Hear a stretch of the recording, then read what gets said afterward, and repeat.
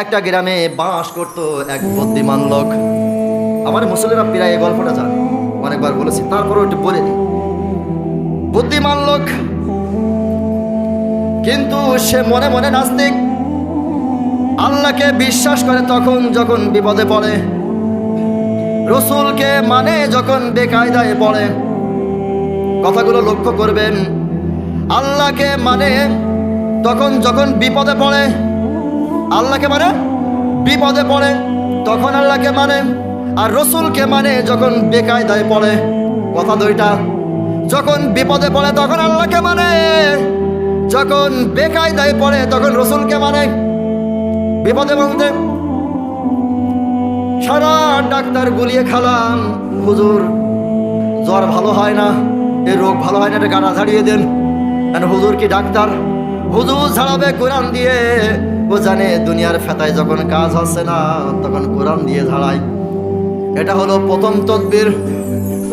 কোরআনের কাছে আসেন এবং যখন শরীর অসুস্থ হয়ে যায় তখন মাদ্রাসায় যে বলে সন্তানদেরকে, তোমরা আমার জন্য একটা কোরআন শরীফ পড়ে দোয়া করো। বেকায়দায় যখন পড়ে তখন আল্লাহকে স্মরণ করে। যখন মৃত্যু হয়ে যায়, এখন জানাজা যদি আর দরকার, তার নামে পবিত্র কোরআন পড়ো এবং তার জন্য দোয়া করো, তখন কোরআনের দরকার হয়। বেকায়দায় পড়লে কোরআনের দরকার হয়, বিপদে পড়লে।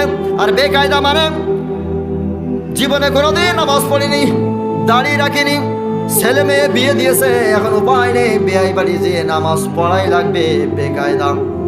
এই জায়গায় আল্লাহ রসুলের সুন্নাত একটা টুপি একটা পাঞ্জাবির দরকার। ওই জায়গায় বেকায়দায় পড়ে রসুলের অনুসরণ করে। আল্লাহ রাব্বুল আলামিন বলেন, তোমরা বেকায়দায় হোক আর বিপদে হোক, যখন কোরআন তেলাওয়াত করো, কোরআন মানো, তখন মনে করো এটা আমার পার্থিব জীবনের সুখ এনে দেবে।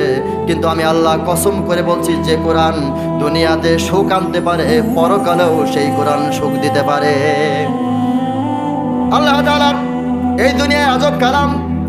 ওই গ্রামের সবচেয়ে ওই পণ্ডিত, যে পণ্ডিত বিপদে পড়লে আল্লাহকে ডাকে, বেকায়দায় পড়লে রসুলের অনুসরণ করেন।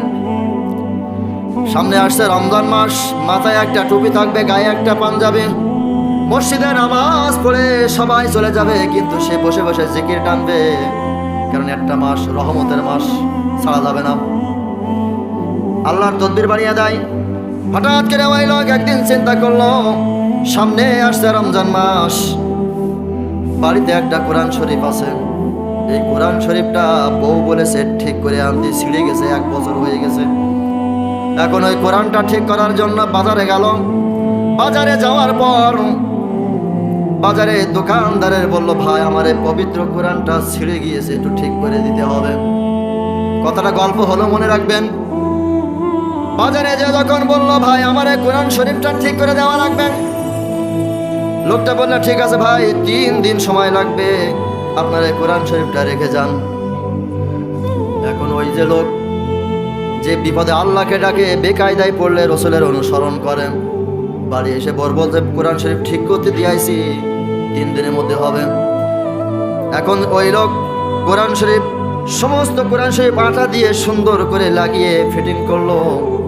ফিটিং করার পরে চিন্তা করলো যে লোকটা এত ভালোবেসে সুন্দর করে পবিত্র কোরআন আমার কাছে দেশে ঠিক করার জন্য, আমি না এই সেরা ছোটো ঠিক করলাম, কিন্তু ভেতরেও তো ভুল থাকতে পারে, ভেতরে তো সমস্যা থাকতে পারে, আর ভেতরে সমস্যা থাকবে, এই চিন্তা করেন।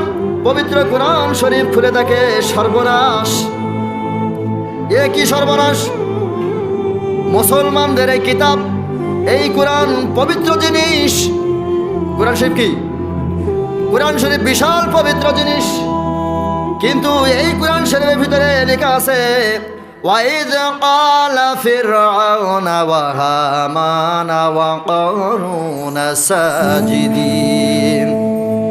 চিন্তা করলাম, এটা পবিত্র কোরআন, আল্লাহর আমানত, কিন্তু এই কোরআন, পবিত্র কোরআন শরীফের ভিতরে ফিরআউনের নাম থাকবে, হামানের নাম থাকবে, কামানের নাম থাকবে, আবু জাহেলের নাম থাকবে। এটা তো ঠিক না। কোরআন শরীফ কিন্তু পবিত্র জিনিস। কোরআন শরীফ কি জিনিস? পবিত্র জিনিস। এই পবিত্র জিনিসের মধ্যে কাফেরের নাম থাকতে পারে না। লোকটা চিন্তা করলো কি করা যায়, অনেকক্ষণ ভেবে ভেবে চিন্তা করলো, কোরআন শরীফের যত জায়গায় আবু ফেরাউনের নাম আছে, ফেরাউনের নামগুলো সব কেটে দিয়ে ওই বেকায়দা লোক এবং রসুল ভক্ত লোক যে কোরআন শরীফ ঠিক করতে দিয়েছে, ওর নামগুলো ফেরাউনের নাম কেটে দিয়ে ওর নাম বসাই দিয়েছে, সুন্দর করে বসাই দিয়েছে।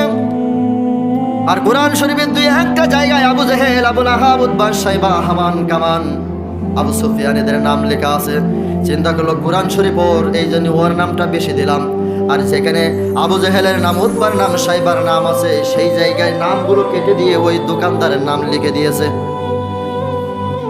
3 দিন পরে ওই লোকটা গিয়ে বলছে, ও ভাই, আমার কোরআন শরীফ কি ঠিক হয়েছে?